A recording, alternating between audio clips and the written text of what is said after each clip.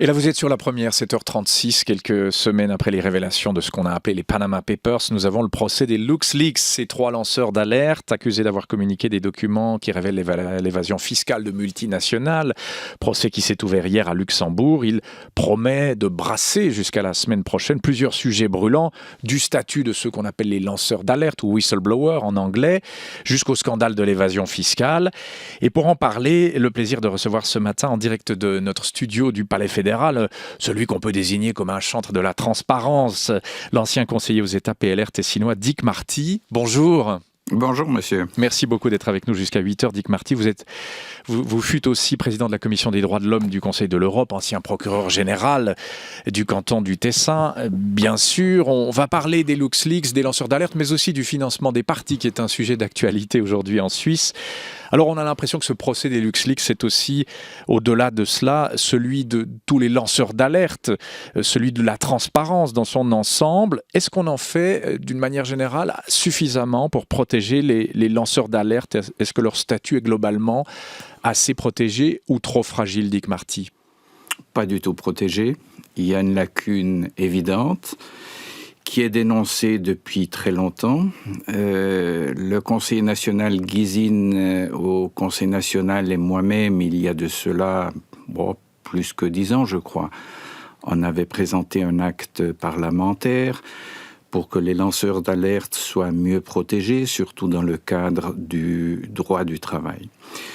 Vous parlez du procès au Luxembourg. J'ai vraiment l'impression d'être dans un faux film.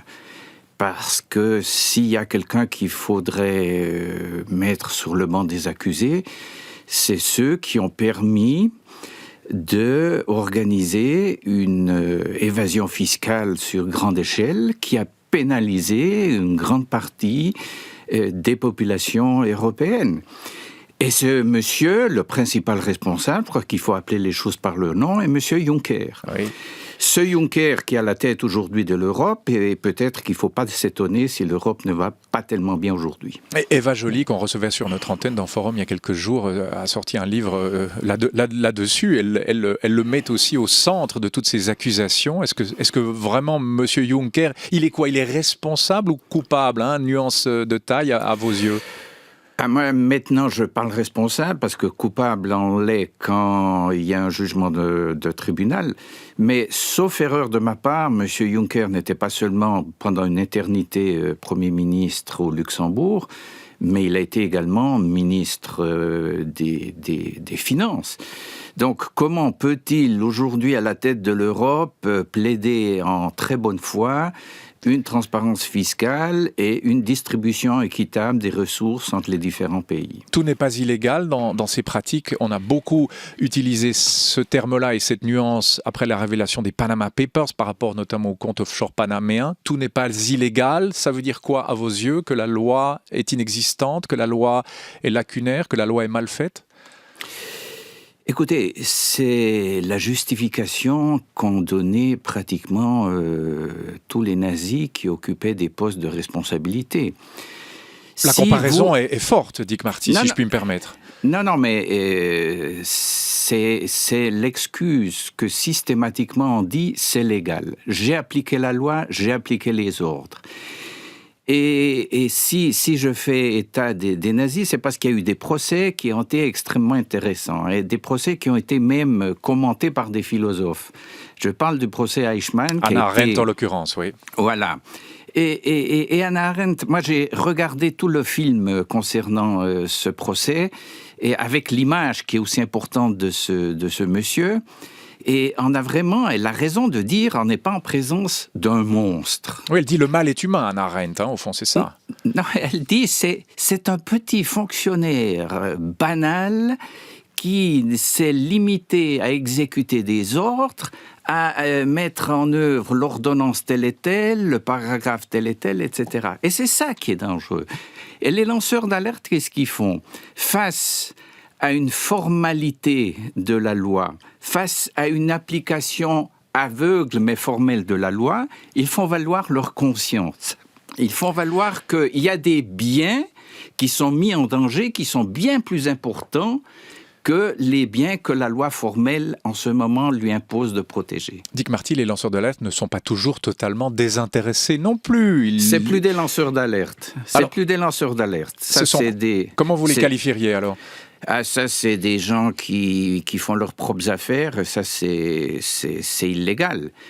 Mais il y a un problème. C'est que si vous regardez les grands lanceurs d'alerte jusqu'à présent, ils ont tous mis en danger leur famille, ils ont perdu leur job, ils ont eu des conséquences économiques absolument dévastatrices. Mais pardonnez-moi, un informaticien qui vend des CD piqués sur sa banque avec plein de données, qui vend ça à coût de centaines de milliers de francs ou de millions, n'est plus un lanceur d'alerte, c'est quelqu'un qui est guidé par l'appât du gain. La limite est assez fine. Hein. Bon, vous faites allusion au cas Falciani, que je crois qu'on ne connaît pas suffisamment pour savoir comment il l'a vendu, comment est-ce qu'on lui a promis une compensation pour pouvoir continuer à vivre, etc. Mais le scandale, plus que le scandale Falciani, c'est le scandale d'une banque en Suisse qui, pendant des années, a hébergé de l'argent de criminels, de trafiquants de drogue, d'évasion fiscale systématique, en violation aussi des règles bancaires suisses. Et c'est quand même un comble que seulement Falciani est condamné avec une peine énorme de 5 ans. Quand je vois certaines peines d'enseignants ou de religieux qui s'en prennent à des enfants, je suis quand même éberlué devant ces différences de peine. Et contre les banquiers qui ont géré d'une façon criminelle tous ces comptes, rien du tout.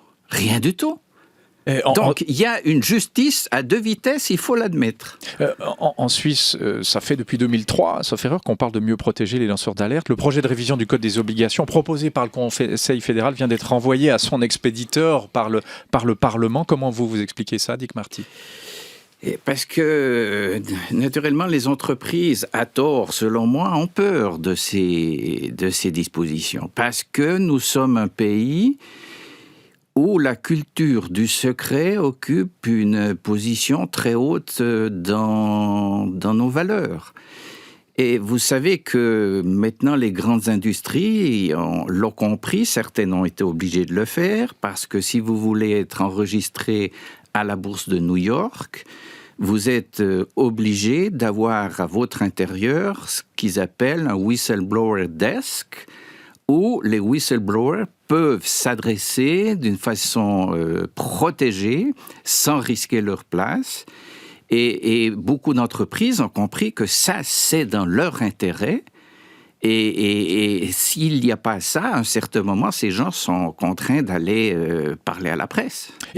Il y a tout un secteur qui est en très bonne santé en Suisse, si je puis dire, c'est celui du négoce des matières premières, secteur évidemment particulièrement sensible. Est-ce qu'il est suffisamment contrôlé, à vos yeux, ce secteur-là ? Non, parce qu'il est peut-être contrôlé pour ce qu'il fait en Suisse, mais en Suisse, il fait très peu de choses.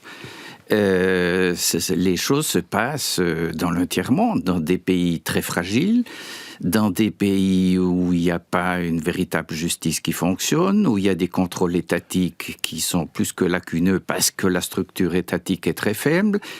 Et donc là, il y aurait la nécessité d'avoir plus de contrôle. Une fois de plus, c'est pas contre les entreprises, mais c'est finalement en faveur des entreprises. Parce qu'il suffit qu'il y ait 2-3 entreprises qui peuvent abîmer toute l'image de la branche. Donc moi, je ne comprends pas cette opposition systématique.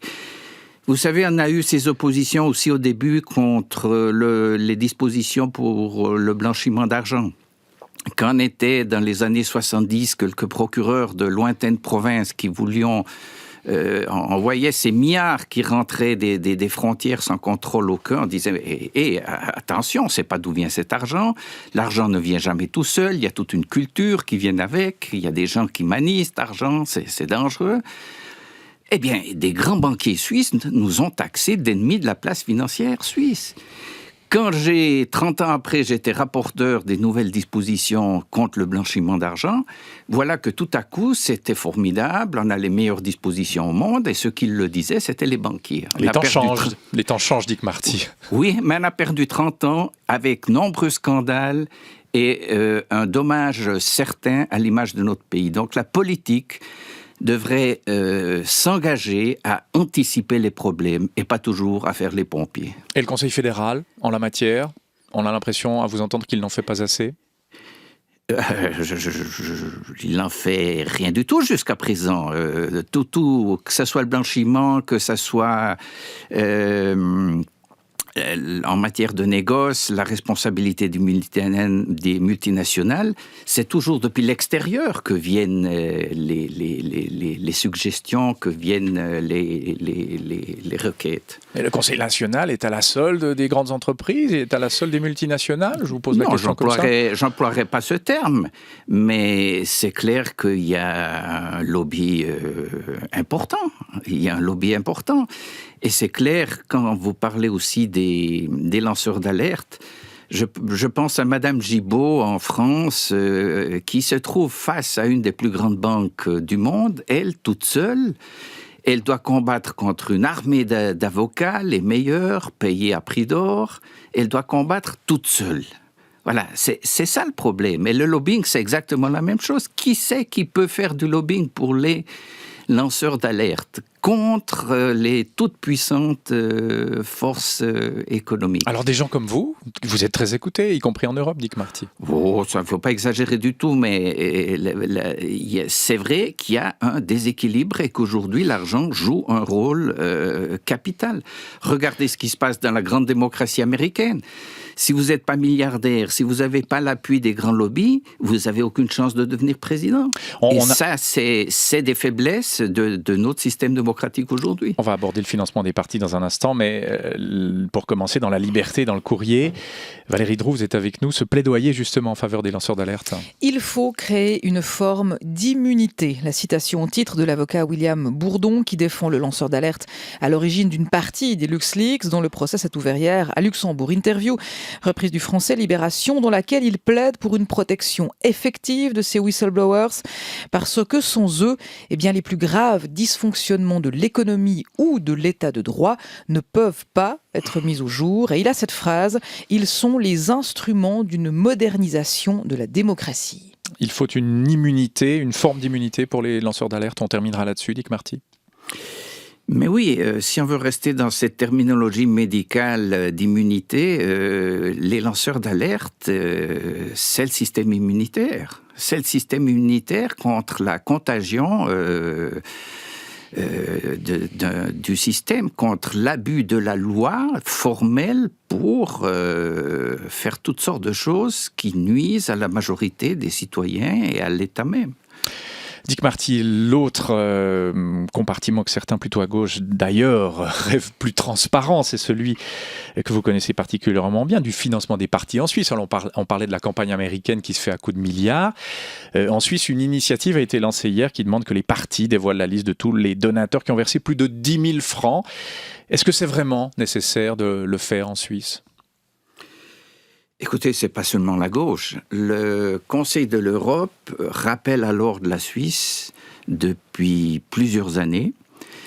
Vous savez qu'il y a un système européen de contrôle par les pairs du système anticorruption, c'est l'ECRI. Et périodiquement, il y a un rapport sur chaque pays. Et notre pays est systématiquement et à chaque fois épinglé sur le fait que le financement de la politique en Suisse est manque totalement de transparence. Alors, dans une démocratie, il me semble que la transparence est le principe essentiel. Savoir d'où viennent les moyens qui permettent des moyens absolument faramineux pour faire une campagne électorale, je crois que c'est le droit du citoyen de le savoir. Le Conseil... Oui, pardonnez-moi, allez-y. Ça fait partie, je crois, du jeu démocratique. Mais le Conseil fédéral, justement, estime que le fédéralisme et la démocratie directe ne sont pas conciliables avec une loi sur le financement des partis. Alors ça, je ne comprends absolument pas pourquoi. Je ne vois pas pourquoi la transparence ne serait pas compatible avec la démocratie. On ne dit pas que c'est interdit de financer les partis. On dit simplement qu'on aimerait savoir si tel et tel parti est financé par qui. Aujourd'hui d'ailleurs, tout le monde veut savoir si les mosquées en Suisse sont financées par l'Arabie Saoudite ou par le Qatar. Et demain, ce serait intéressant de savoir qui finance tel et tel parti. Pour quels intérêts? Si tout à coup il y a une grande banque ou une grande fabrique ou une fabrique de pesticides qui finance massivement un parti, ça a une signification particulière dont tiendront compte les citoyens. Ne pas le savoir, on prive le citoyen d'une partie importante de la vérité. On peut donner des noms, Crédit Suisse, la compagnie suisse, AXA Winterthur, etc., finance ou propose en tout cas de mettre de l'argent à disposition des partis en disant aucune contrepartie n'est exigée de notre part. C'est vrai, vous leur faites confiance ou vous pensez qu'il y a toujours, forcément, logiquement, un renvoi d'ascenseur?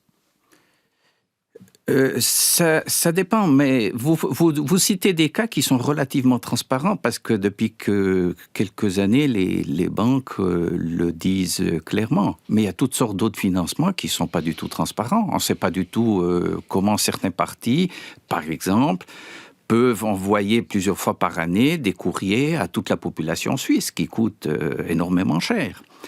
Et donc... l'argent crée une dépendance, ça me paraît absolument évident. C'est comme les journaux qui disent la rédaction est totalement indépendante de la publicité. Et j'y crois pas, je regrette. Il y a une certaine dépendance qui se fait quand même. Eh bien, et on vous croit sur cet aspect-là, en tout cas. Surtout à travers une forme de censure qui est la plus pernicieuse, qui est l'autocensure. L'autocensure des journalistes, absolument. On en a souvent parlé sur cette antenne. Non pas qu'on la pratique, enfin, on n'espère pas. Nous avons aussi dans la presse un débat qui va vous intéresser entre historiens et acteurs de l'époque. Grande enquête ce matin. Vous qui étiez procureur dans le temps, Valérie Drault, sur une polémique qui passionne depuis quelques mois, le mystère des liens entre la Suisse et l'Organisation pour la libération de la Palestine, l'OLP. Pierre Grabert, patron de la diplomatie suisse, a-t-il négocié un accord secret avec un représentant de l'OLP en 1970?